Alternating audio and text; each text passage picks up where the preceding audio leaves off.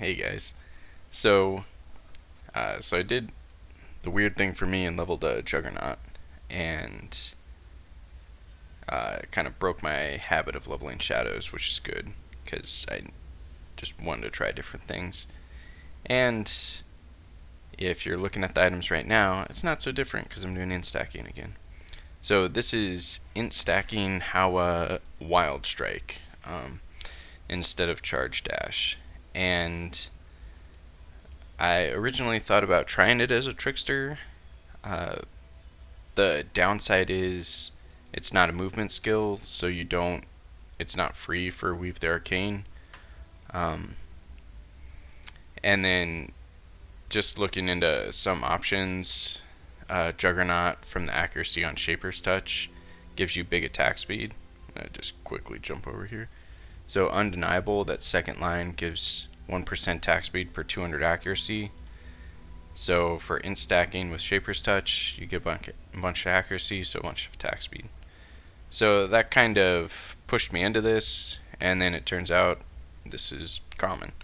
Or, well, I wouldn't say common, but you can look on Poe.ninja and find several further along builds. A lot of them are higher end, and the helm, chest, and shields especially. Sometimes the rings too, if they're synthesized rings with percent, but they can be just absurdly expensive. So I just want to put like an update. I don't know if I'm gonna throw the money at this thing or leave it about where it's at, but I wanted to kind of show what I've got going on right now, and just kind of explain the ideas.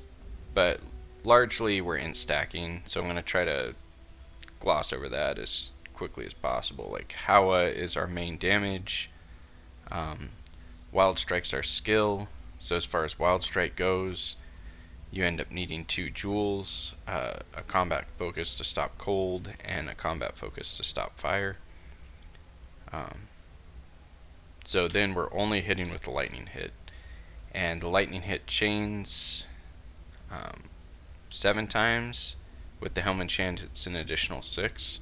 So you end up with each hit, it sends out like a chain of 13, similar to Arc but melee. And then with Tribal Fury, you get 2 things hitting, so you're kind of 16 chains in a sense. You can go even crazier with throwing in an Ancestral Call, but I felt like the clear was good enough to not do that. So I'm going to try to quickly talk about the gear, and then I want to talk about budget for a second, just because maybe that's my niche, is just trying like to push everything into budget builds and make it accessible for people. Because if you just try to go with the Poe.ninja builds, I don't know, it's hard to tell how much everything is until you really start looking into it, and then a lot of times you find, oh, this person spent like a couple hundred exalts on this build to get it to 12,000 energy shield and 4 million damage, or whatever the numbers are.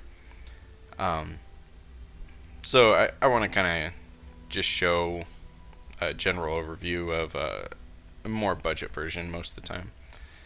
So Incandescent Heart does a lot of things for us. The big one, well, really 2 big things for us. The big one is reduce elemental damage from hits taken.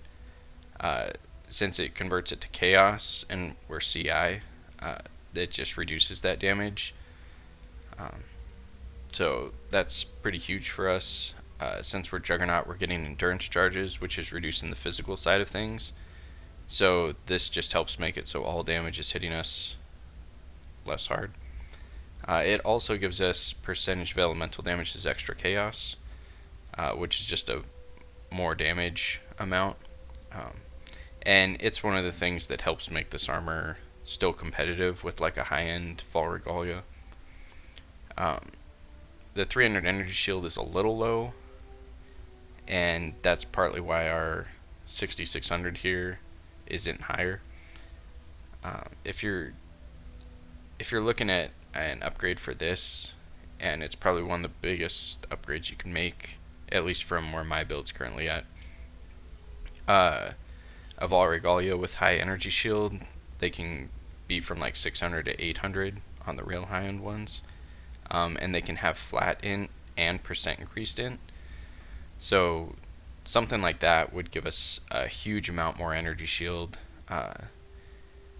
If it's 800 energy shield with just a medium amount of int on it, it's gonna still be like 2,000 or more energy shield for us. But it just starts to get pretty expensive looking for things like that. Especially if you're looking for int, percent int, and energy shield that high. It's hard to find. So this 6 linked was 2x. You can get a 5 linked one for like 2c to get you started, but I don't know, pretty affordable in terms of a 6 linked body armor. So Astramantis, typical to every build. I mentioned Tribal Fury, and typically that's expensive if you're looking at this for like a start of the league thing. But right now the prices of oils are quite low, and if you can't get Tribal Fury, then good enchants are really any of these elemental things. Like Command of the Elements is pretty solid, Primal Force is pretty solid, Discipline of Slaughter is about the same cost as Tribal Fury, so it's probably not worth grabbing. But anything can work as a placeholder. Like these 30 int things are all worth using if you just want a placeholder to eventually get Tribal Fury. And again, if you can't afford Tribal Fury because oils are expensive, just putting in an Ancestral Call makes your clear fine. So moving on to the helm, the Wild Strike chain 6 times. The 6 isn't necessary. I mean, the enchant itself isn't necessary. It just helps our clear. So if you want to be a little more tankier, I would say prioritize the int and maybe percent int if it's not too expensive. If you want more clear, or that's a bigger thing for you, and you're fine without, like I got one without the percent int just because it was cheaper, and the ones with percent int are pretty expensive, then you can find one, or find one with less energy shield. This one I got for 50c without the craft, and I would say try to look for those, like something with an open prefix on it, because that's how I found this one was with like at least some amount of int, and then with no prefix and at least 100 energy shield. Because sometimes everything with 200 and higher energy shield they're selling for like 3 exalts, but then people will sell one with like 150 energy shield and just no craft on the prefix for, like, this was 50 chaos. So I'd suggest looking for stuff like that whenever you're looking for any of these energy shield things.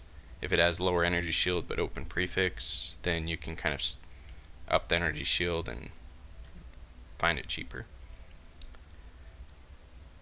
So that's that. The shield, this could either be Etziri's Reflection, which has the utility of being unaffected by curses, has better resist and int than this one, so strictly better than what I've got here. The alternative is a rare. If you could find the same rare but having recover percent energy shield on block, and that's kind of what I'm hoping for later. It's just, again, expensive.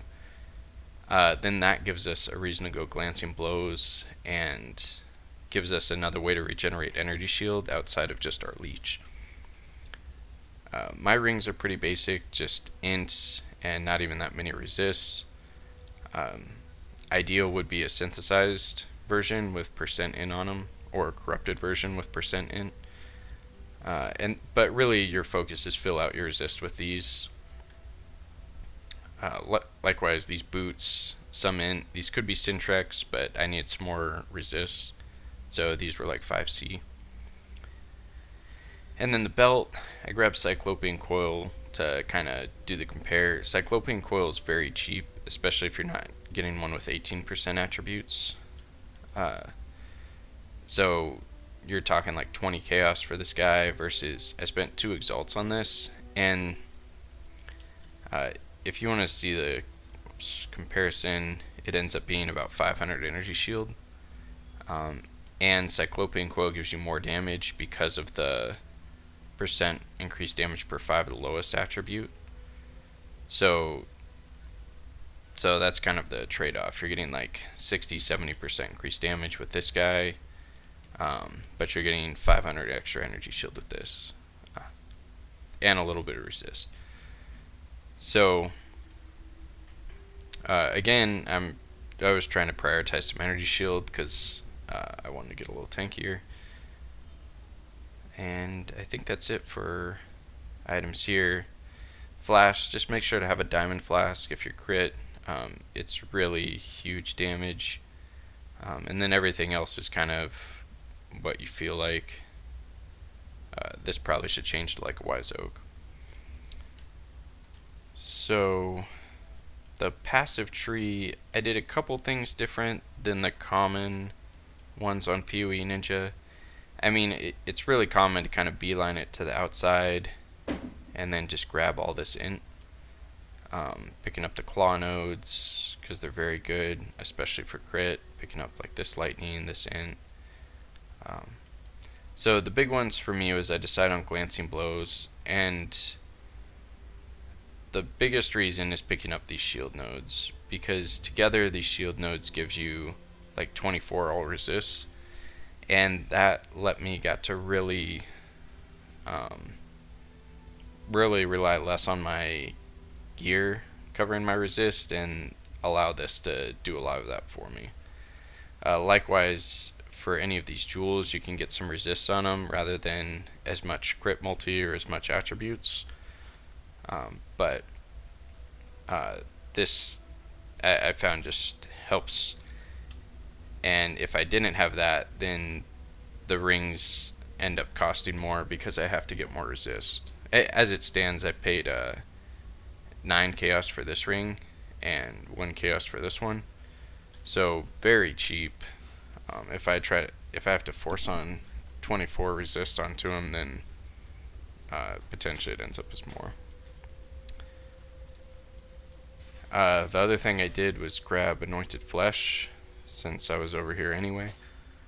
These 3 points are probably better served just picking up a jewel and getting this type of thing, attributes and crit on it, or going down here for Dismember. This is probably my next 4 points. But I like the idea again of the max all resist and the 10 resist you get alongside these 24 again helps build the gear on a budget. So with that, we end up with 76, 76, 77, with the other one coming from here. So I'm happy with that in terms of how tanky that makes us.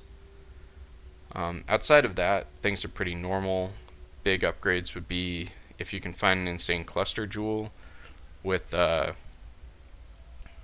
like int on the nodes and other good stuff. I think if you get the one that's increased damage when you're holding a shield, you can get Veteran Defender, which gives you attributes, resists, and damage, something like that. And then if you have like 8 int per node or increased effect, then those nodes again become a little better than some of the things you're doing around here. I mean, crit multi is good. And then these jewels are commonly used for split personality with 5 int, 5 intelligence. Right now they're about an exalt each, so I haven't committed to that. But it ends up being about 40, this one maybe 45 flat energy shield, and this one 40. So that gives us a good chunk of an energy shield, and would probably be like the next big upgrades for the build. Those two and the body armor. But currently I'm just on jewels that I found for less than, like jewels that are 1 to 2C each. Mathol has a good video for his discharge build that he talks about how to search for these on PoE trade. So all these have at least 2 crit multiplier, so 30 to 45% crit multiplier, and then most of them have int. This one's only got dex, but I think that's pretty ideal. Just as much crit multiplier as you can, and then int, or resist if you need the resist. Other than that, pretty standard. So, whoops, that's mostly it. So as far as this gear goes, the armor was 2x, the belt was 2x. Like I said, the helmet was 50, but if you get it without the enchant, like a helmet like this would be as low as like 10 or so, 10 or 20. This was 25. With the curse with elemental weakness, this was 20. All these being 20C. Astromantis, depending on the stats, anywhere from like 10 to 40. But so it ends up something like I spent 2x for each of these, so 4x, and then 160C. So relatively expensive, at least in terms of what I've been building. But if you replace this belt with Cyclopean Coil, then the price goes down to, let's say the Cyclopean Coil is like 20C, which is even a little much. But the price goes down to 2x and 180C. You could easily replace this for a 5-link one, and then you're kind of on a budget one for in that 200C range, 150 to 200, depending on how expensive you go with a couple of these guys. So that's probably more than what you want to hear on how the build is.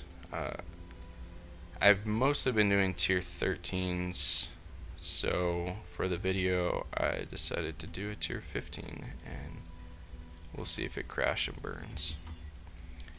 As far as things we can run, Elemental Reflect's off the table for sure. I don't like doing cannot regenerate, because Jugg has more regeneration, so you're losing more.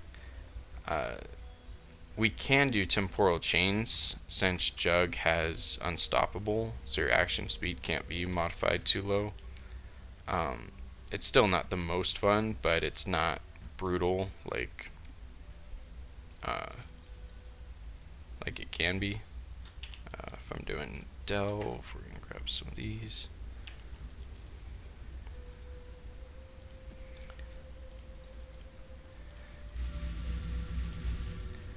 I guess I didn't go through all the gems, but I can talk about it as I push buttons. So what I've got on T is the new sigil. And it just gives added lightning damage as you stand in there and spend mana in there. And I think it goes up to 4 stages. So mainly it just helps our single target versus bosses or bigger monsters. And like I said, since my damage is a little lower now, since I haven't invested quite as much into this, it really helps the single target to be able to throw that down. What I've got on R is Blood Rage, which is just attack speed and frenzy charges. So if you're a little more diligent about pushing all your buttons, then just always having Blood Rage up is probably the best. We don't really notice the degen too much because we've got Zealot's Oath and endurance charges and just general Jugg regen stuff. So Blood Rage could pretty much always be up and we wouldn't notice. We're also leeching, so it really doesn't hurt us all that much. which is common with Blood Rage.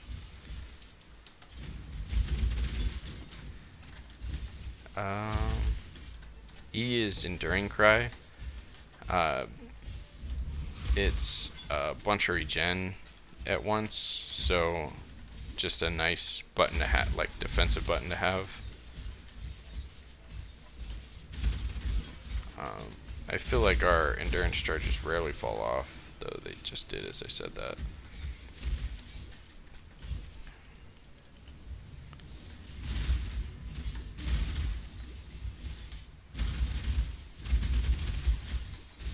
And you can see our single target's not the worst. Especially when we pop the diamond flask, our single target's much better.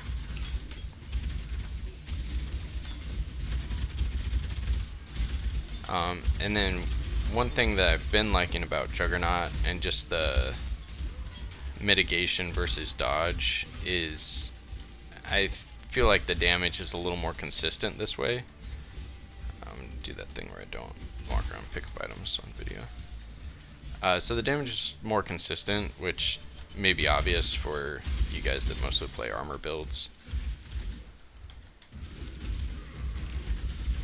So with all our buttons, the damage isn't stellar by any means where I'm at right now, but there's still like several things to do if we want to get like to the Poe.ninja like levels of stuff, and that's where getting like percent on our rings, helm, and armor like give us quite a bit more intelligence. And then we also need to get more crit multiplier. Oh boy.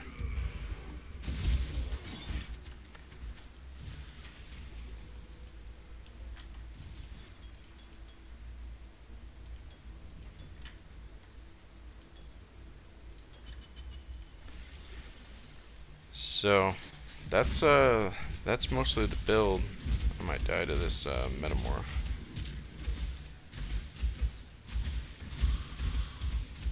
Or I just might not be able to kill it because my damage just isn't quite there.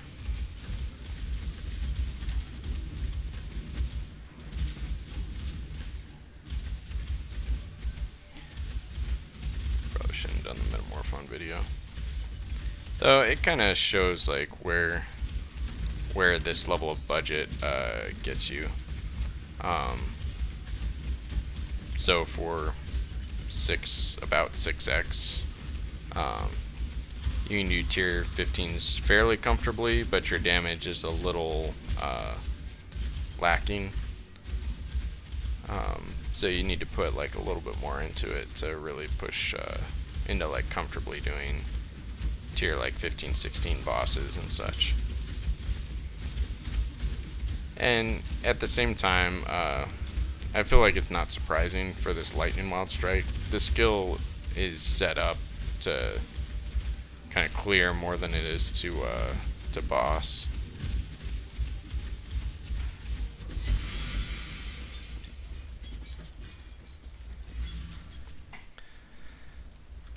So that's pretty much it. If you have any questions or thoughts, feel free to comment it. If I'm doing anything totally wrong with this, comment that too.